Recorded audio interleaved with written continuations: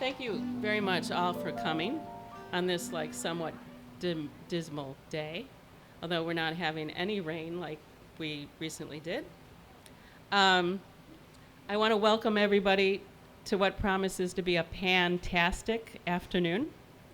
We're here for a once-in-a-lifetime event, the reveal of a pair of Jack Kerouac's pants on the 64th anniversary of the publication of his opus magnus, On the Road, in 1957, in a Frenchtown gift store. A mere 2 blocks away from where James Agee wrote part of the American classic, Let Us Now Praise Famous Men. Agee died at 45 of a coronary 2 years before On the Road was published. Agee was in a taxi on his way to his doctor's office in New York City. Jack Kerouac would only live to 47. He died in a Florida hospital from an alcohol-fueled hemorrhage in 1967. Then this is purely to entertain me. In their rather brief lives, they both had 3 wives. Each of them had 1 child with their second wives. So basically, what I'm saying is that Frenchtown is the new seat of Jack Kerouac's pants. Johnny Depp has Kerouac's raincoat. I have his pants. And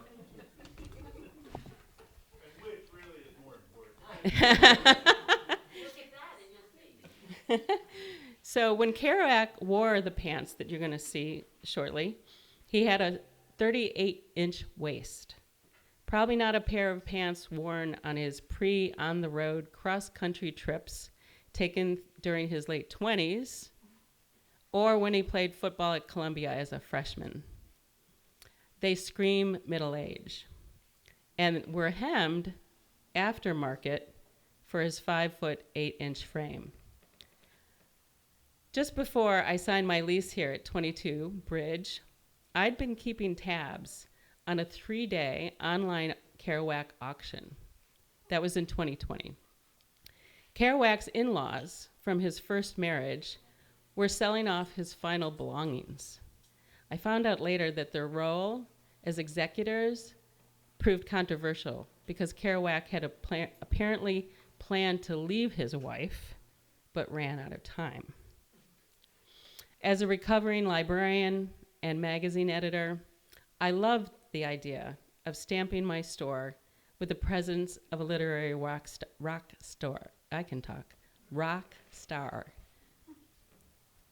Would his signed copy of On the Road that sold for $18,000 work? No. On many levels, no. Or his mailbox? They did sell his mailbox. Or a pair of worn bedroom slippers? No. What I needed was his pants. The pants were a better fit for a store that thrives on finding unexpected juxtapositions in nearly everything, especially when humor is involved. We will find the humor. Several other things made Frenchtown a good home for them. Named, I'm going to screw up because I don't speak French. Named Jean-Louis Labrie de Kerouac. The E in Kerouac has an accent. At birth, he spoke a working-class French-Canadian dialect for the first 6 years of his life, and often was reported to continue to think in that dialect as he wrote. He grew up in Lowell, Massachusetts, a river town like Frenchtown. He also chose to launch On the Road's epic journey in New Jersey, specifically Paterson. In Kerouac's On the Road and its Jersey ties, a New York Times article from 1994, Kristen Schiller writes that Paterson and New Jersey served as, quote, fixed points in an otherwise inconstant world and a sanctuary where he and his friends retreat for nourishment, rest, and reflection. What could be better? Now, a little bit why I would even think of having Kerouac's pants.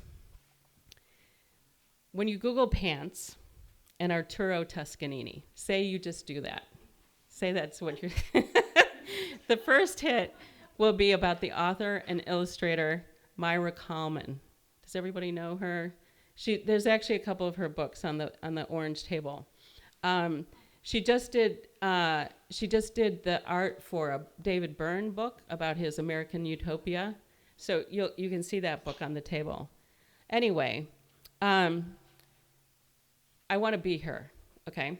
So in 2015, the Cooper Hewitt Museum on East 91st ran a show of her personal connections. Like, who gets to put their own stuff in the Cooper Hewitt? Included, I did attend the show. Included in the exposition was a pair of Toscanini's concert pants, which Kalman had bought at auction. I have a few images that you can pass around.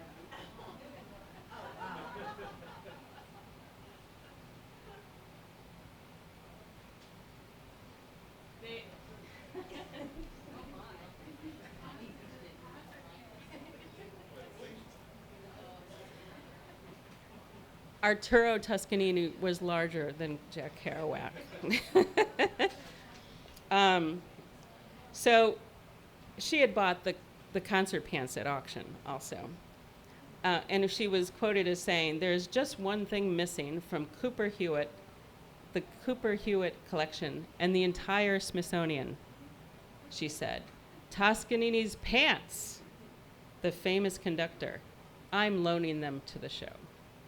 Perhaps one day, when you Google Kerouac and pants, the first hit will be this store.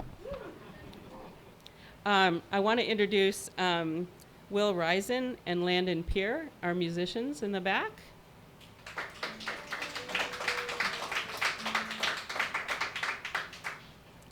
And I'm going to introduce our feature speaker, Alex Dawson, an author and creative writing faculty member at Rutgers. He's been a friend of mine since he opened a remarkable bookstore called The Rack on Tour, where he regularly drew A-list authors to give readings. I also lived in Metuchen at that point. The brick and mortar store is no longer, but he just ran a successful Kickstarter to turn a box truck into a bookstore. Box truck. That's Alex. He's back there on his phone. I don't read that. So the name again of his store in Metuchen was called The Rack on Tour, and he got great press for it always. The box truck is called The Rack on Tour. Let's have a hand for Alex. And yeah. I'm a clever boy. Yeah. I see that I'm billed as an outlaw Rutgers professor. She wasn't aware of the bandana, so I don't know. Sometimes people mispronounce the store name as Racketeer, so maybe I overcharged her for books at one point. So, she mentioned a couple of the connections that Jack Kerouac had to New Jersey, that the book begins and ends in Paterson. Neal Cassady was from Bayonne, I believe. He lived in Bayonne, but he's said to, as Dean Moriarty said, to live in Hoboken in the book. That's a good article, actually, that you guys, if you're interested in that connection, Google that article, because it talks about why he would have chosen Paterson and how it's similar to the town that he grew up in. I think, was it Lowell, Massachusetts? They were both mill towns set at the falls of a great river close to a city. It talked about how Ginsberg, of course, was from Paterson, spent a lot of time in Paterson in the 50s. Kerouac would have been at Columbia, would have visited Ginsberg in Paterson like his sophomore year. So there's a lot of kind of presumptions and guessing why it began and ended, and why he didn't use Lowell. Some people think he was protecting Lowell from, attention. I think they're. Let me just turn this down a little bit. Hold on, I'm kind of loud. I think, yeah. He had to change a lot of stuff before it went to publication because he was using a lot of the real names, and so the editor made him change a lot. So maybe he originally used Massachusetts.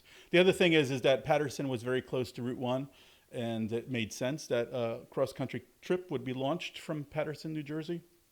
The Turnpike was not yet open, so Route 1 was one of the 287 opened in the 70s. I think the Turnpike opened in the mid or late 50s. So at this time when he was going on these trips, it would have been Route 1. So I'm going to read a short excerpt from Kerouac. And then I'm going to read The Pants with Nobody Inside Them. Do you guys know that? So Dr. Seuss was similarly influenced by bebop, as was Jack Kerouac. And that seems appropriate. We're going to try to time that, so that the beats and the rhythms sort of match. She's going to sort of like sway as she puts on Jack's pants. So I'm going to read two short sections, and one section from On the Road, and then Pants with Nobody Inside Them. I think the pants are going to go on. You guys are going to ooh and ah, and maybe caress. And then I'm going to read a short excerpt. I have a memoir coming out called Room to Swing an Axe. I talk about On the Road a little bit. There were a couple different parts. It was a banned book down south. I grew up on a horse ranch in southern Alabama, and my mom was always pressing me to read the list of banned books and take the F and wear the F like the pin of my favorite band. So On the Road was one of the ones I read and got an F for. I also have known my share of Dean Moriarty's. A lot of my friends have kind of been sidekicks. I've always been kind of, sort of, I don't know, I think it's weird to talk about myself as a force of nature, but that's what she said. So maybe my wife would say oppressive.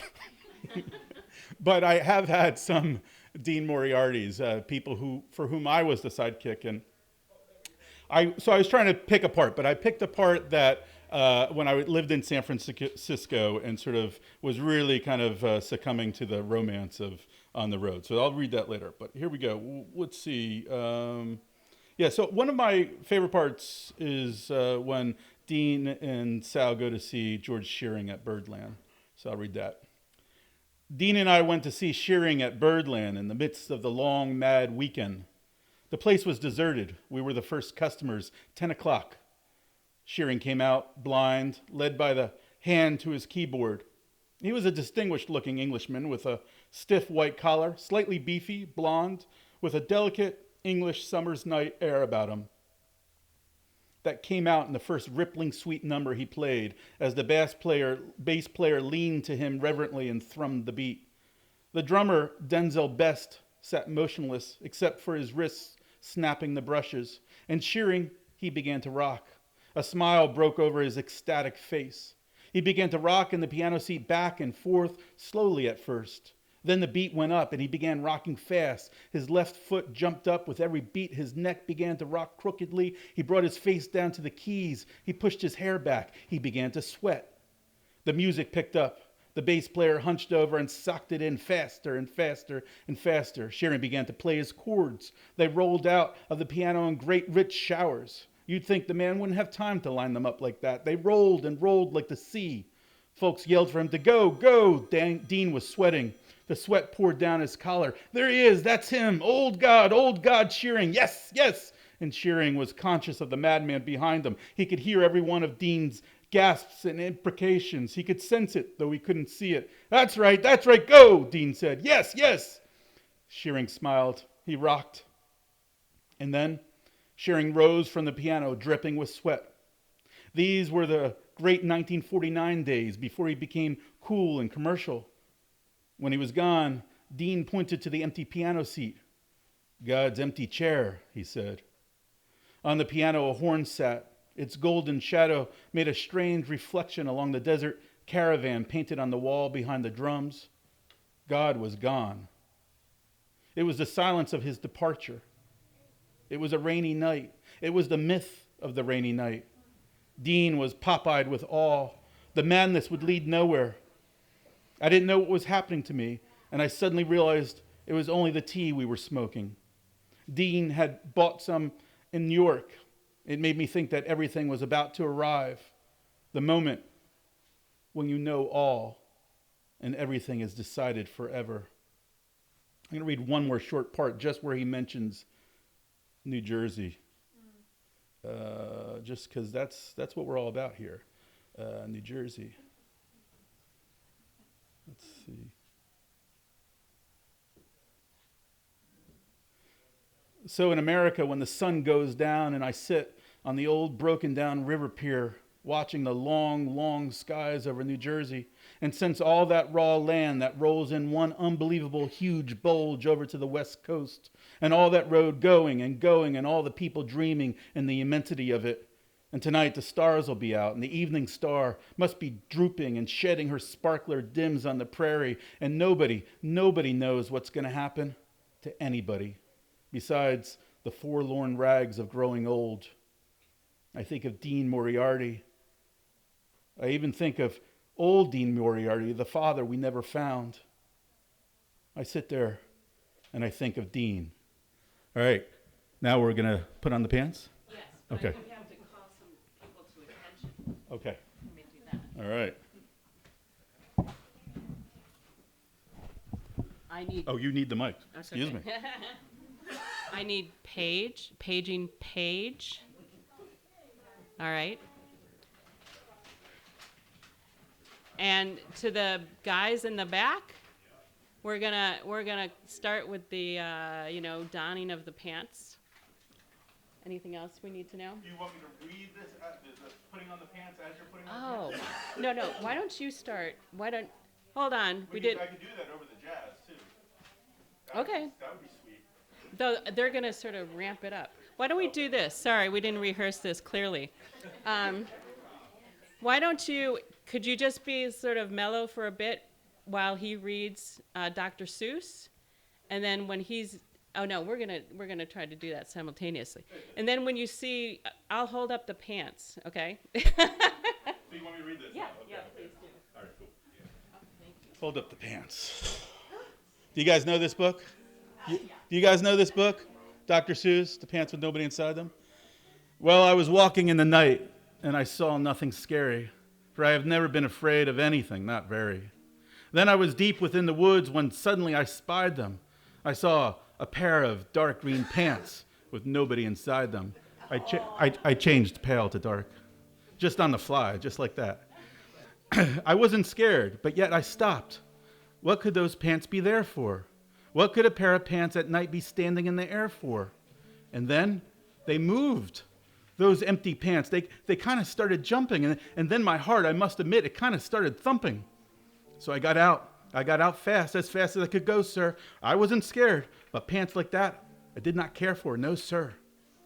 After that, a week went by. Then, one dark night in Greenwich, I had to do an errand there and fetch some Greenwich spinach. Well, I had fetched the spinach. I was starting back through town when those pants raced around a corner and they almost knocked me down.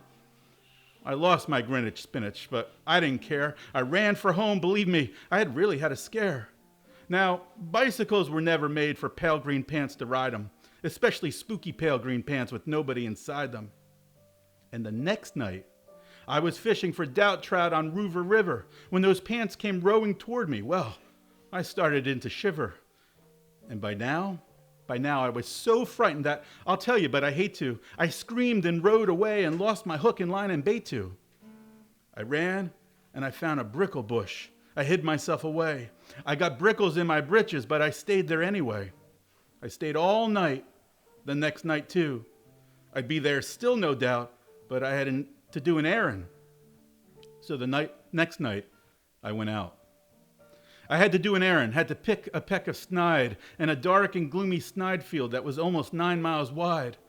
I said, I do not fear those pants with nobody inside them. I said and said and said those words. I said them, but I lied them. Then I reached inside a snide bush, and the next thing that I knew, I felt my hand touch someone. and I'll bet that you know who. And there I was, caught in the snide, and in that dreadful place, those spooky empty pants and I were standing face to face.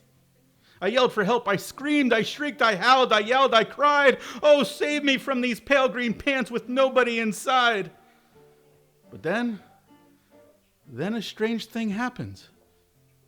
Well, those pants, they began to cry. Those pants began to tremble. They were just as scared as I.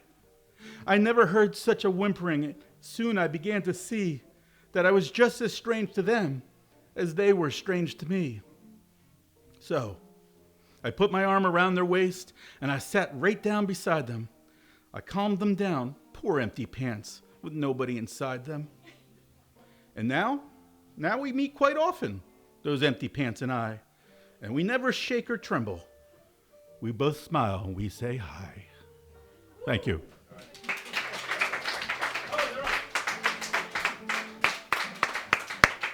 Thank you, Alex. That was fantastic. All right, if I could now ask the band to give us some really exciting music while we officially introduce the pants.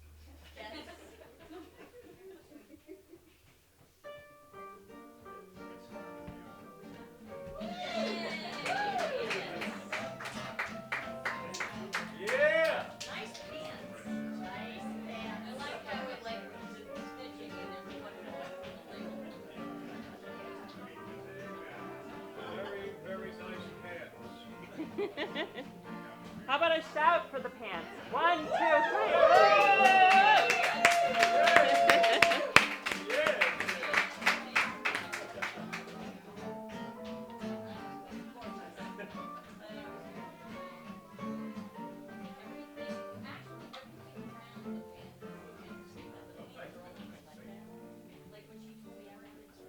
All right. Thank you for experiencing this with us.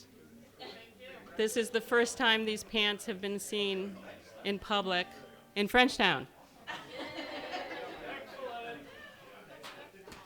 Before I go on, does anybody need another beverage? We have water and margaritas. Please come up. This is the bar. You can tell it by its green tablecloth. Thank you. Excellent. Okay.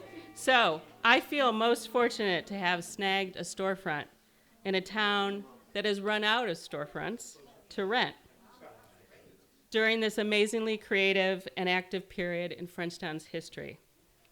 I did not expect to meet so many amazing people in my first year, all of whom delight me and have given selflessly to me in Sublime.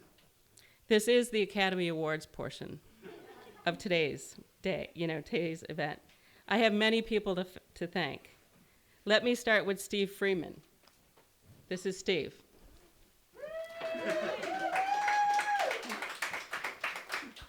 Steve is the engine behind this store. After sticking his head in the door long before we opened to offer help, he has taken on role after role, literally making this store function. Lisa Heilman, the owner of this building, who is out of town, unfortunately. Did you know that this building used to be a liquor store? Yes. Everyone? Okay. Lisa is the kindest and most supportive landlord of all time. Art Yard founder Jill Kearney is, foremost, an inspiration in bringing what Art Yard calls creative mischief to town. When I was at a loss as to how I was going to display Kerouac's pants, she connected me to artist Silky Shoemaker. This painting / plywood cutout is by Silky Shoemaker, who did if you remember in 2020, the queer icons that were in various store windows all around town. She also did those. I've also leaned on Candy Ferry and Eric Fiorito for their help. We're going to have, we have two more things, basically. We have a piñata called the Kero-Whack. and we have apple pie a la mode, which was another Jack Kerouac favorite. I also want to thank the Dynamo Laura Poynton and the Frenchtown Business and Professional Association for all their wisdom, to Noelle Mills, who helped ground this event with a spreadsheet, to Sky Cooper, who loaned me a steamer to take out wrinkles out of Jack's pants, to high school senior Sublime staffer Paige Spinelli and our friend Joanna, there they are, for lending a hand today. So now we're going to get to the piñata portrait. Oh, where's Alex? Oh, Alex is there. Do you want to do, yes, we should have you again before the piñata. The piñata is after Alex. Thank you. It's pretty short. What's up, guys? What's up? So let's see here. So this is, it does mention Kerouac a couple times, and it intersects with a lot of things Kerouac loved, like pool, alcohol, women, San Francisco. Zan, don't listen. No, it's pretty cool. So when I was 25, I went to San Francisco. I had a VHS of William Buckley's Firing Line, the hippie episode, Jack Kerouac and the lead singer of the Fugs. I remember watching it the night before, buzzed on something that tasted like bacon, cheap and plastic capped. I remember Kerouac's checkered blazer, his yellow shirt. I remember him correcting someone's pronunciation of misanthropic, how he made faces behind the backs of the other guests. I had a CD of him reading his poems. San Francisco is a muttering old bum in a brown beat suit. I put that as the outgoing message on my answering machine. My hotel was on the edge of the Tenderloin. TL, the loin, a reference I remember reading to the loins of prostitutes. There was a diner across the street, Tina's, or maybe that was just the name of the waitress. The eggs were gray from the grill. The coffee was thin and grainy. After breakfast, I went and stood outside 891 Post Street, the apartment Hammett gave to Spade. I visited Mission Dolores Cemetery, where Jimmy Stewart sees Kim Novak at Carlotta's grave, and Kezar Stadium, where Clint Eastwood shoots Scorpio in the leg, then steps on the wound with his pointy black shoe. I got a beer even though it was only noon. Some dive. I remember the play of light and gloom, the sun through the greasy window like a church, like a barn, the dust floating like golden motes of hay. I shot pool with the bartender because there was no one else there. A big woman with curlers under a headscarf and a tattoo on her neck. I couldn't read it. She saw me looking. "Barbecutie," she said, then gestured to the open door as if to draw a connection between the word and a district named after meat. "I get it," I said, just for something to say. I ordered chops at John's Grill, sliced tomatoes, and more coffee. I remember City Lights, buying a little saddle-stitched pamphlet of American haikus and a T-shirt that said Bukowski, King of Poets, his name red and blue and in cursive like the Bud label, Poets instead of beer. I remember Vesuvio's, connected to the bookstore by an alley. I remember a guy sitting on the curb playing guitar, Kerouac drank here, written on the blonde shoulder just above the pick guard, and black Sharpie. I remember Specs, a museum bar, the stuffed cobra, the mongoose, the armadillo, a petrified walrus penis in a lucite box like it was a signed baseball. The happy hour food was saltines, plastic columns split open on the bar. I remember Heinholds, built from a whaling ship, the crooked floors thrown off by the 1906 earthquake, the dollar bills signed by sailors. I remember playing pool with a girl in a big white shirt, untucked, flowing. It fell off her small frame like a sheet, like a queen on a twin. She looked both lofty and lax. High priestess meets unmade bed. She had her sleeves rolled up and pushed back over her elbows where they hung loose as a wizard's, and every so often one would come down, the big cuff flopping to the felt, covering the hand that bridged the cue. I remember how she slid the stick through her fist, her forefinger looping round instead of resting it on her knuckles like I did. How she called the balls bigs and littles instead of solids and stripes. When I first got there, I sat at the counter. She was outside with her cigarette. San Francisco was one of the first cities to enforce a smoking ban on bars. The wind fluttered her shirt. She was standing under a streetlight, and I could see her shadow on the sidewalk. She seemed to be watching it too, moving a certain way to change the shape, lifting her arms, standing on one foot. It reminded me of that scene in Lawrence of Arabia when he's just been given those white robes and he's enamored by his silhouette on the sand. I had watched it the week before on my little TV back home, the combination screen size and aspect ratio reducing the grand Panavision desert to a skinny yellow swatch, thin as a stick of butter. The wind got under her shirt, ballooning it above her belt until she pushed it down. Lawrence of Arabia meets 7-Year Itch. I went to the bathroom. When I came back, she was at the bar ordering a drink. Her shirt tail had dropped down over her seat, covering it. From the back, she looked like she was floating, a ghost or maybe a Halloween decoration held up by the brass post of the stool. She was playing with her keys. Somebody had scratched the phrase, "Mary loves Mai Tais," into the wood, and I wondered if it was her, if she was maybe Mary. The bartender was wearing a green t-shirt, the color of pool felt, the words, "I'm here to break your balls," split evenly along the sides of a triangle. "Nice rack," she said, pointing at his chest. He laughed. They clearly knew one another. "Good one," I said, trying to weasel in. There were only a few people in the bar and no one at the table. "Want to play?" I said. "Sure," she said. She asked for her change in quarters, then stood and said, "Rack 'em up, Buttercup." There was a mural of Kerouac on the back wall in that red plaid shirt, poking a ball. She saw me looking and said, "Beat Zen is bullshit."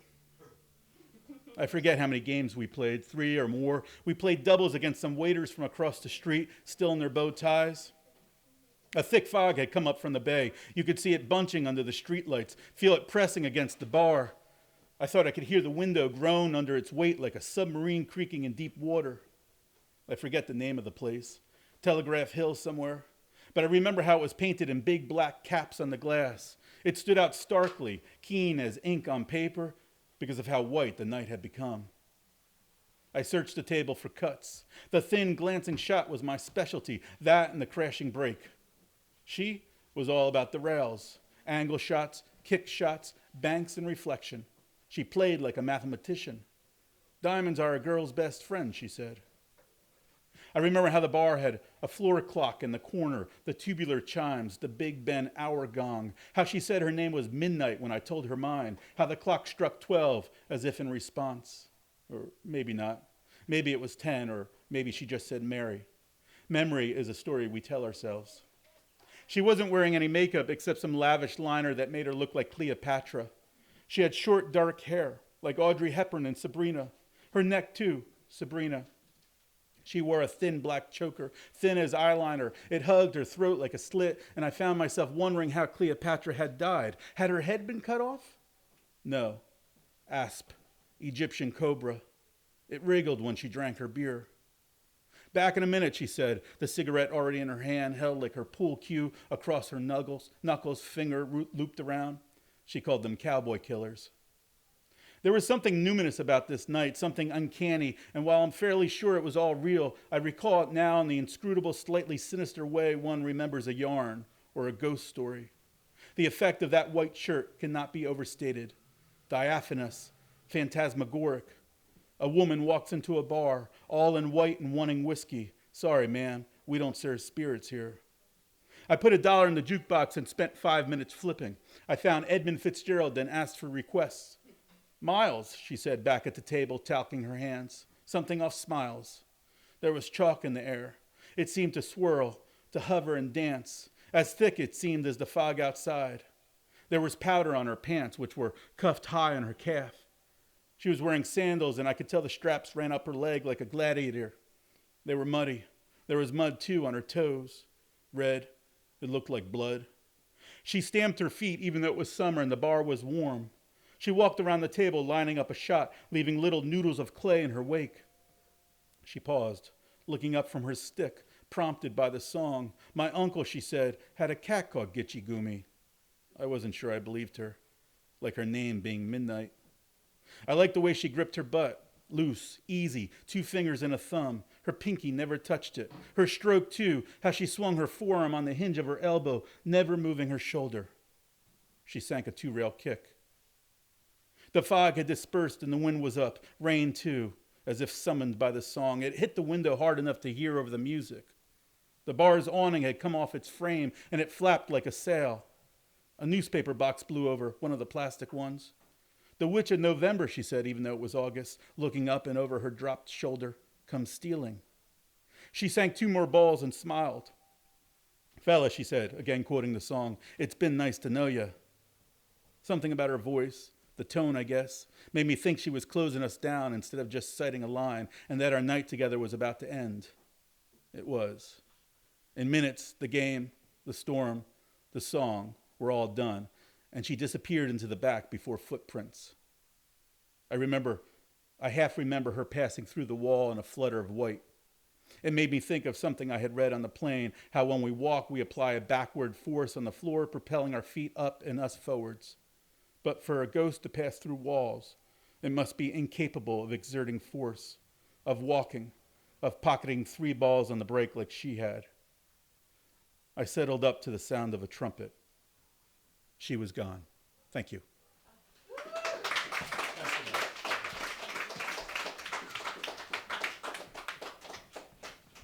Thank you, Alex. Did I mention? Yes, I did. I mentioned that he teaches at Rutgers. So if you're going to go get a degree at Rutgers, you should take his courses. So there's 2 more things. One, you can participate in or just wait. The next, I think you should all participate in. So the next is bringing out the Kero-Whack piñata. All right? There are rules of engagement. Everyone gets 1 whack. All right? You should look around. Well, so anyway, we don't have, I failed to find, blindfolds. Thank you. So it's on the honor system. I recommend that you close your eyes. But we're gonna remove his pants for a bit, and we're gonna hang up the piñata now. After the piñata, apple pie a la mode. And I should say, the apple pie is for edible underground. So anybody who knows the high quality of pie, we will be having it. Okay? All right. So we're gonna bring out the piñata. Hold on.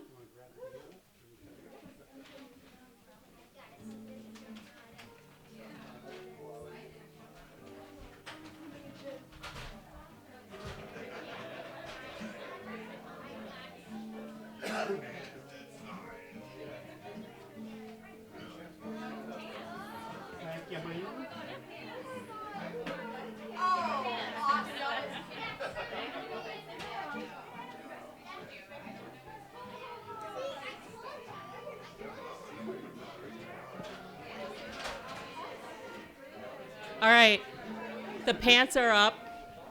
I have to say there's a lot of stuff inside. I fully expect adults to participate as well as kids. So who would like to take the first whack? All right, we have a winner. Also, the bar is open.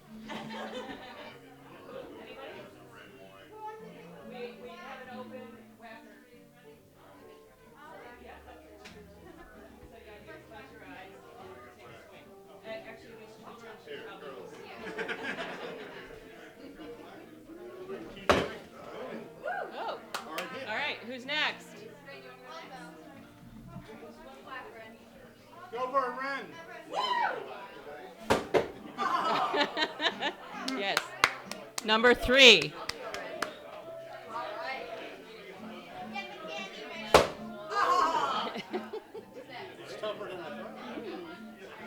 Number 4 is up. Number 4. All right. Who's number 5? Uh-oh. This one I'm worried about. I'm worried about this one. Oh, my gosh. Woo!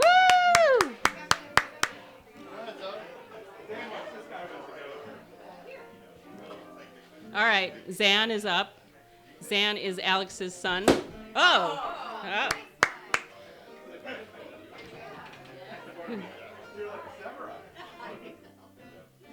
All right. We should say the pants are made out of concrete. Come on, Trish, you can do it. Oh, come on. Where do I get them all? You know, is this like your property? Ooh, I see a noting. All right. I think this is number 7. Try number 7.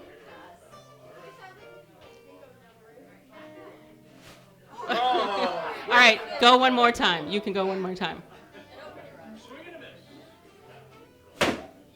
Oh.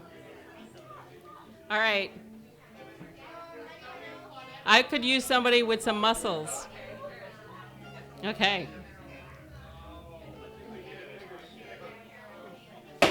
Ah. Oh, I think you made a hole. I do. Doubles? Oh, how do you do doubles? Oh, yeah.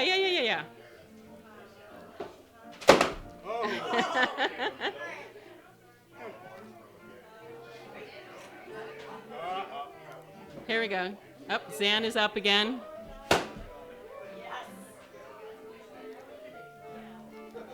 They smell cannons. Oh, very nice.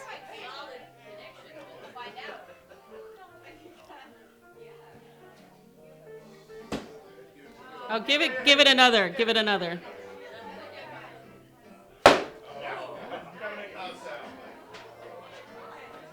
Alex, I think you might want to try. Oh, yes, here we go. All right. Oh, I think there was a dent. There's a definite dent. The dent is that one on this side.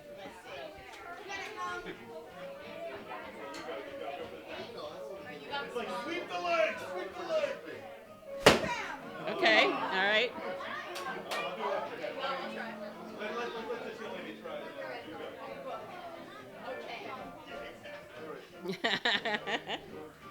Oh, try again. Okay, woo!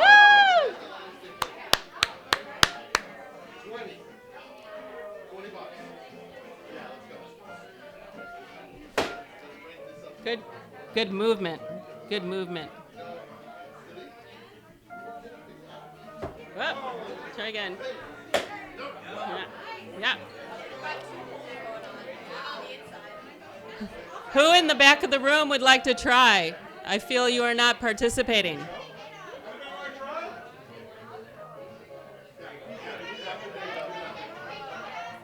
Come on, someone's gonna want to take a whack at it. Look out.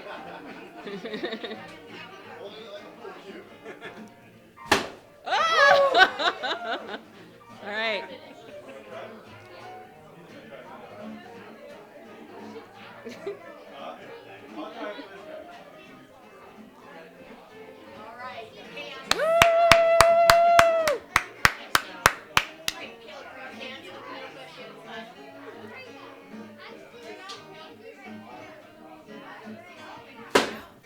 Okay, another big dent. Another dent. Two significant dents. Ah.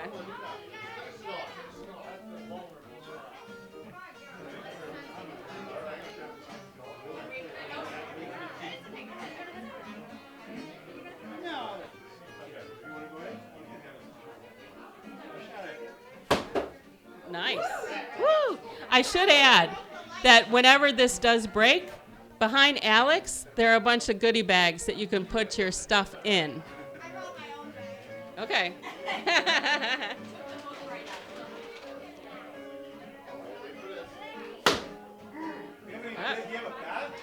I don't have a bat.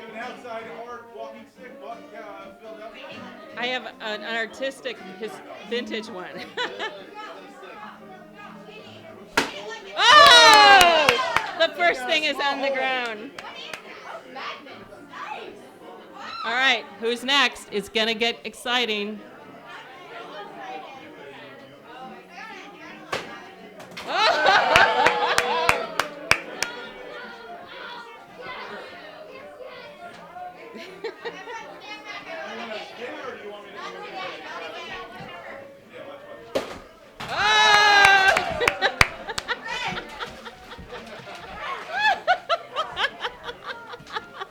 Do you want to do it or do you want me to do it? Okay.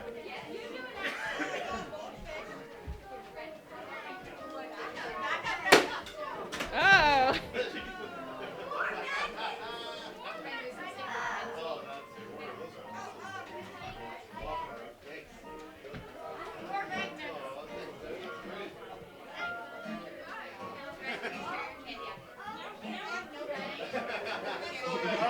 Fish, open them up.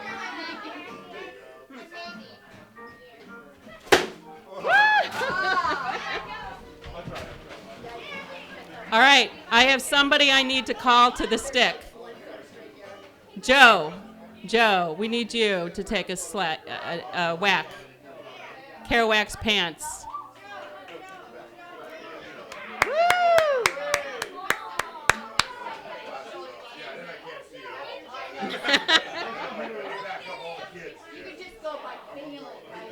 Oh, look. Honest to God, blindfold. Make sure I can hit it. Right here. I don't want to hit anybody because I will. Oh. Very nice. Very nice. All right, let's keep it going.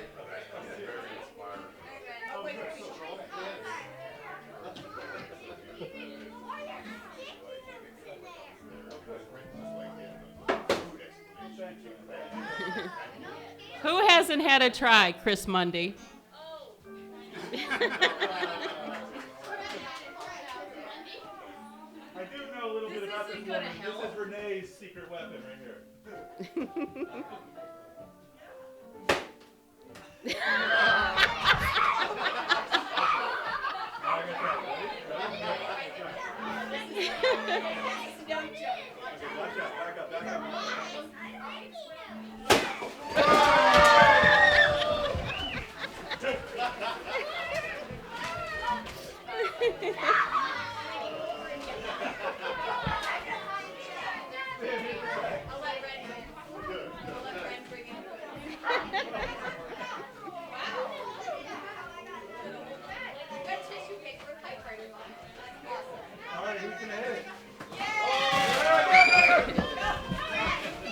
Adults, don't let them give everything. I'm not getting it. That's dangerous. I know. Is there more on the other side? I'm sorry? Is there more on the other side? Yes, there Would is. you like it opened, or Sure. I have a blade. I can open. Oh. Or do you just want to? I think that's probably not a bad idea, at least to make a incision that somebody can hit.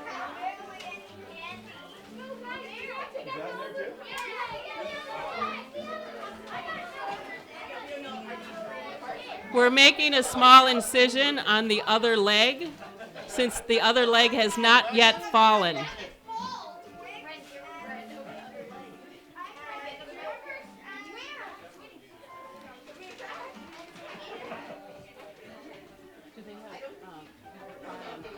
I can start.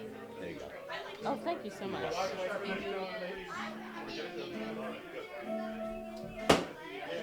Stand back a little bit more. Okay. Go ahead.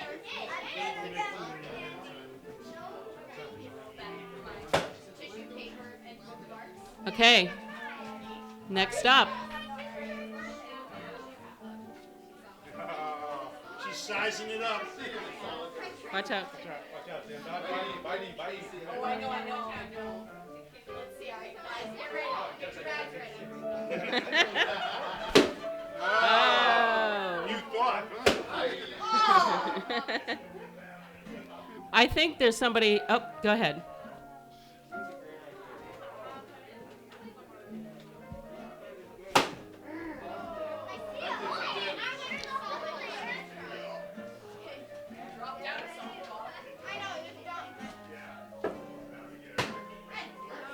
Do it again.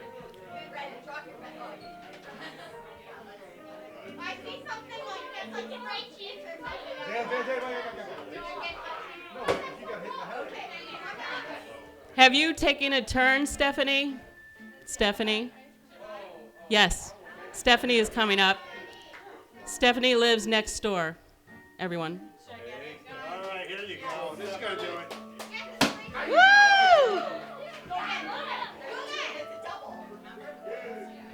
Oh. One more time, Stephanie. Uh-oh. All right. Yes. Who else hasn't had fun in the back? Those people looking so calm. I think all the people in the back are hiding. They don't want to handle it. Oh, excellent. Good. Any minute. Any minute. All right, Tim, keep going.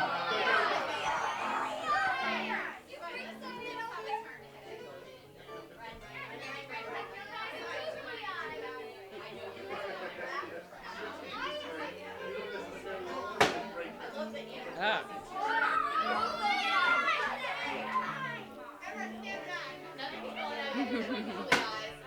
I will say all that's in the second leg is grabs on paper clips.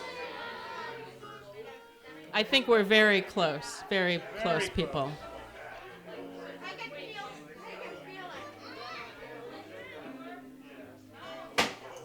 Oh.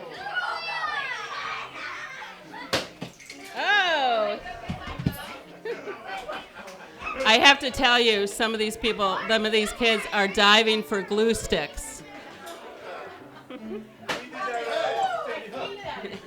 Oh, yeah?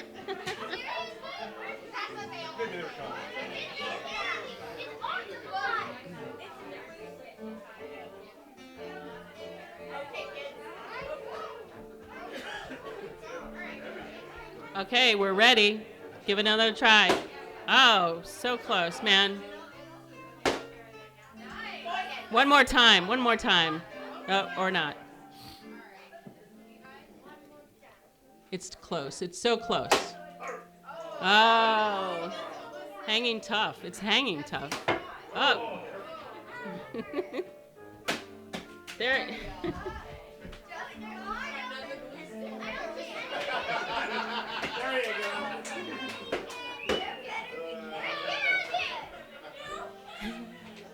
I will tell the adults there are like colored page tabs and there's some magnets and bookmarks. So feel free to like dive in. The half pint of Old Pro in there.